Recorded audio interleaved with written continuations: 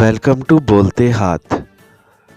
Friends, आज की इस वीडियो में हम आपको बताएंगे कि वो कौन से 6 अहम वाक़यात हैं जो साल 2023 में जेमिनी वालों के साथ हो सकते हैं।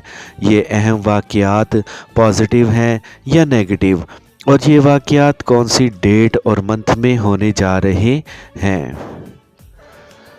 पहली अहम प्रिडिक्शन ये है कि आप पर 17 जनवरी को डया ख़त्म हो जाएगी, जो जनवरी साल 2022 से लगी हुई थी।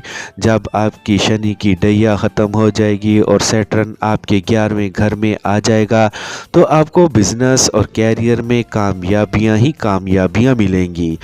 आपकी इनकम बढ़ जाएगी और वो लोग जो अपनी जॉब को स्विच करके किसी दूसरी कंपनी में जाना चाहते थे या किसी और कंपनी में जॉब करना चाहते थे, तो उनके लिए 17 जनवरी के बाद का वक्त बहुत अच्छा रहेगा।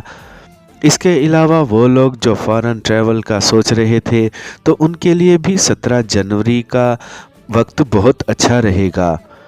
दूसरी बड़ी अहम प्रिडिक्शन ये है कि राहु आपके 10वें घर में आ जाएगा, तो 30 अक्टूबर से लेकर दिसंबर साल 2024 तक आपके कैरियर में कोई बड़ा पॉजिटिव चेंज आ सकता है। जॉब में प्रमोशन मिल सकती है या आप कोई नया कारोबार शुरू कर सकते हैं जो आपके लिए फ़ायदा मंद रहेगा।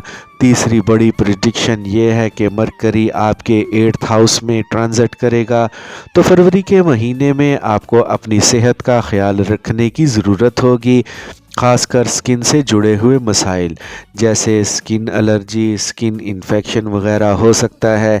इसके अलावा सुस्ती और थकान जैसे मसाइल भी आ सकते हैं।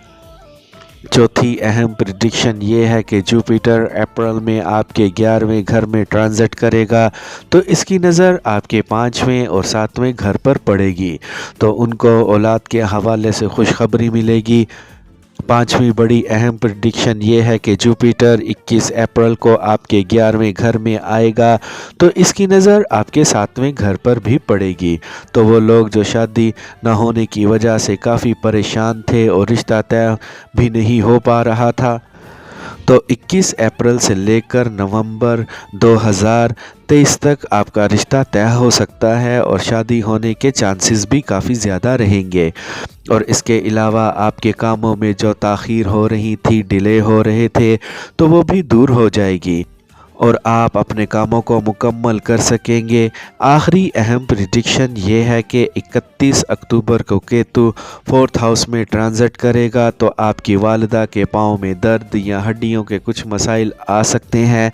और इसके अलावा अगर आप 30 अप्रैल के बाद कोई प्रॉपर्टी ख़रीदना चाहते हैं या कोई इन्वेस्टमेंट करना चाहते हैं, तो 30 अक्टूबर के बाद का वक्त आपके लिए अच्छा दिखाई नहीं देता है, इसीलिए आपको इस हवाले से थोड़ा मोहतात रहने की ज़रूरत होगी।